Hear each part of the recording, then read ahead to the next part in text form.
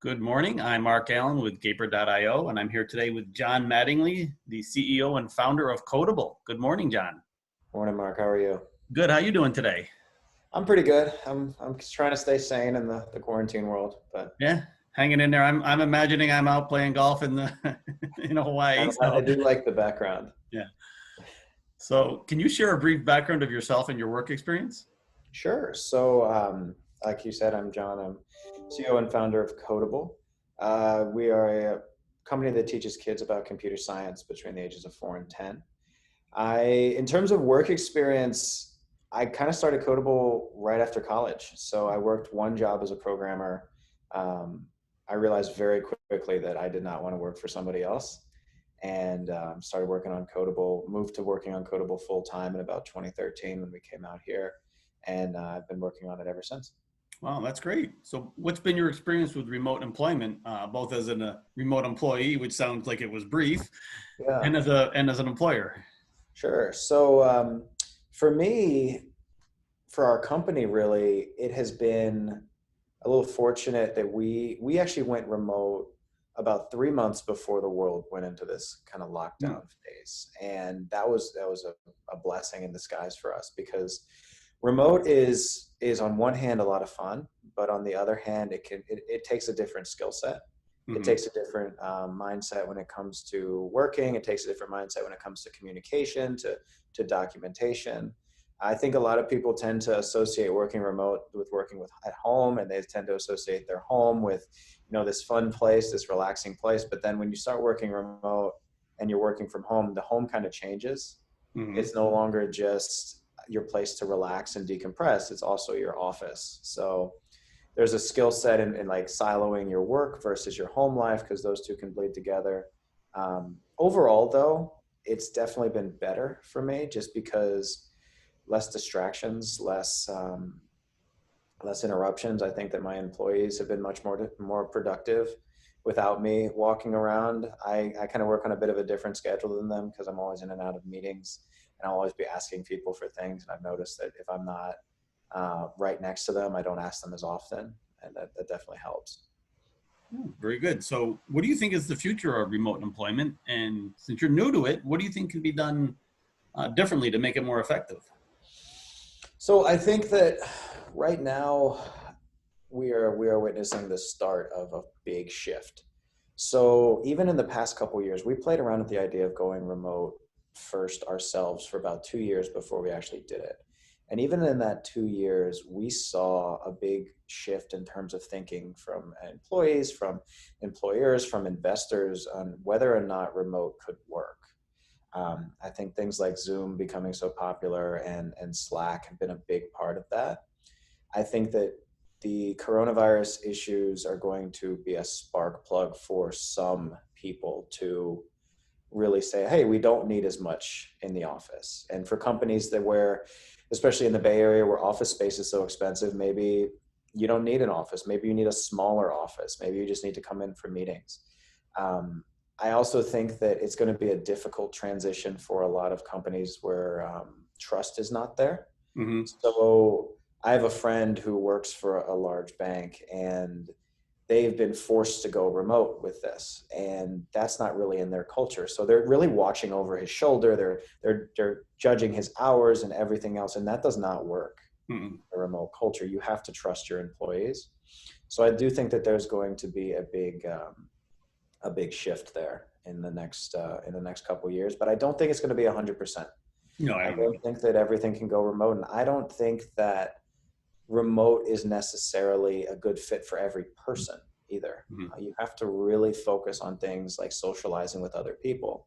Hmm. Remote work can get really lonely. I think for the vast majority of people, at least in America, they get a lot of their socialization from people in the office. We're human beings are social creatures. Even if we're on video chat with each other, we are not in the same room. I can't like feel your presence, and that's something that I think human beings essentially need.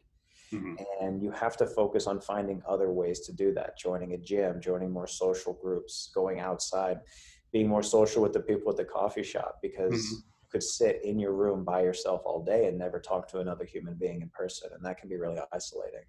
Yeah, it's interesting you mentioned that when I first went remote, which was a little bit over 10 years ago, I actually joined a gym so that Mm. I would I would get out of the house after work as opposed to during work hours. And it Yeah. did really help a lot. And Oh yeah. I do have a quick question for you. Did you have an actual physical location up until 3 months ago and then you canceled the lease? Or do you So still we have? actually still have it. Hmm. It's we've had our headquarters in Sunnyvale, California for 5 years now, and we do love having it here. I do think that remote first doesn't mean that you should never be in touch with other people, never meet. We do have an office, and I think we do use it, where we used to use it before. Come in, maybe just if you want to come to an office, if you Hmm. want to spend the day around a few other people. You don't have to, but sometimes you want to change the scenery, and maybe it's you don't want to work at a Starbucks. So we have a few desks at the office, and it's Hmm. all plug and play. You've got a monitor and a keyboard, and it's a nice desk, and we have some snacks in here. It's just it's an escape from the home, I guess you would call it. Hmm. So Yeah. we still have the office, and I think we will still always have a physical location. Just how much size we need there and how often that's being used is just going to go down. Yeah. Very good. So what is the story behind Kodable and what's the journey been like? It's been a journey. So I actually started programming when I was about 6 years old. Wow. I was always grounded as a kid. I was always in trouble. And the one thing my parents would let me use, they'd take away my Game Boy and TV and everything else. And one thing they'd let me use was this really old Windows 3.1 computer. And because I was playing around with it, I was trying to figure out how it all worked. And I found the basic interpreter in MS-DOS. So I started working with that. And eventually I was able to write a program.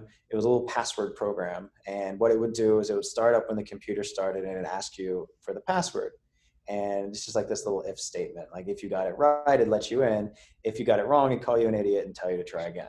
So that was my first program. And then I kind of stopped for a long time. I played football. I was kind of a closet nerd. It wasn't really cool back then to be into computers when I was growing up. So I didn't really do a ton with it. And then in college, when I was moving away from football and I was trying to figure out what I wanted to do with my life, I knew I wanted to start a company. And I knew that I didn't want to be reliant on someone else to build my dream for me. Went to my academic advisor and said, hey, I want to change my major to CS. And she's like, you can do that, but it's going to take 2 more years of school. Hmm. I was like, nope, not doing that. I did not like school. I couldn't wait to get out. I was taking extra summer classes so I could be done in 4 years. I didn't like it. So I was like, nope, screw that. I'm going to teach myself. And I was actually able to pick it up really quickly because I was able to learn how to think when I was so young. Hmm. So out of college, I graduated with a degree in marketing and I get a job as a programmer. So I graduate on Friday with a degree in marketing. Monday, I start my first job as a programmer, doing absolutely nothing with marketing. I'm working there, and as I'm working there, I'm getting into iOS development, and my co-founder goes to a baby shower, and they're talking about how they want to teach their kids how to program, how they want to teach their kids to code. And they wanted this thing called Your Baby Can Read, which was really popular back in the day. And now they were joking about how there should be Your Baby Can Code. And I was talking with her about it. I was like, well, that's kind of what I did. I kind of learned it. And everything at the time was really bad. Computer science education has really changed in the past few years. But back in 2012, it was just a bunch of really designed by programmer tools. That's probably the most Hmm. politically I can put it. Programmers are not I visually inclined. understand. And so she was a great designer, and I was working as a programmer, and I had been able to pick it up and like, maybe there's something here. And so we spent about 6 months, released the first version of Kodable. 6 months later, we were accepted into a ed tech accelerator called Imagine K-12 and moved out to California. And we've been working on it full time ever since. Oh, cool. That's really interesting. And I have to ask, that first program you wrote at the age of 6, what was the language? Basic. Yeah, that would be about right. Yep. Was it, and was it on an, what type of computer was it on? Toshiba. It's like a Toshiba 8800 or something. I found a Mm, picture of it online. It seemed a lot bigger at the time than it is yeah. now. The screen is like this big. Mhm. It was like a bright blue interface. It didn't have a mouse. Mhm. They had a mouse once upon a time, and the mouse broke. So I just had to use the keyboard to get around the computer. And there was no internet either, so I'm just trying to figure out all these keyboard shortcuts to get around. Yeah, interesting. It's funny. Both my kids, I bought my first personal computer when the week my daughter was born, Hmm. and both my kids now are software developers. Hmm. So I think just growing up with it, it makes a big difference. Oh yeah. So the current pandemic has cost a lot of companies to go remote. Has that caused any roadblocks or challenges for you or for any of your customers, who I'm sure it was quite a shock for them? Well, we have a very interesting situation where most of our primary users are schools. Hmm. And every single school, I think just about every single school in the country is now a remote company, Hmm. so to speak.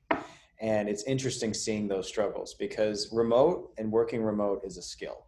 It's just like coming into an office. It's just like knowing how to play any of the office games that you have to play. Hmm. Working remote is a skill that you have to learn. And this was really thrust on all these schools.